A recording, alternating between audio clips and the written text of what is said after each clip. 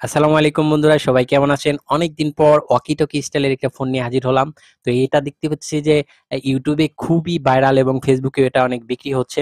যার কারণে আমিও একটা নিয়েছি এবং আপনাদের মাঝে শেয়ার করতেছি। যদি আপনারা ইন্টারেস্টেড থাকেন তাহলে এগুলা কিনতে পারেন আপনারা।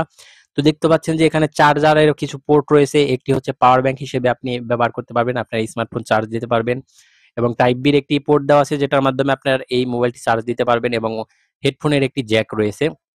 তো এটার যে ডিজাইনটা করা হয়েছে খুবই সুন্দর ডিজাইন, আমার কাছে ওয়াকি টকি স্টাইলের মতো লাগছে।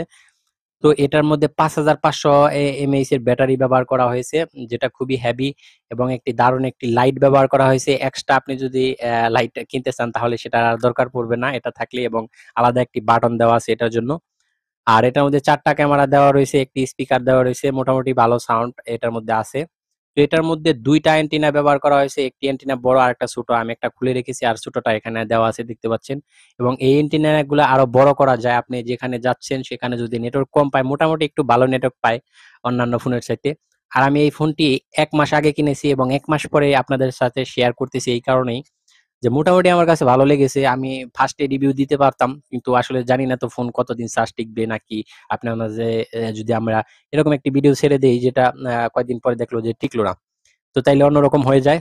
তো মোটামুটি চার্জ ১৫ দিন টিকে। আর এটার মধ্যে একটা ক্যাসিং এর মতো দেখতে পাচ্ছেন, এটা আপনি আপনার মাজার মধ্যে গুজে রাখতে পারবেন ওয়াকি টকির মতো।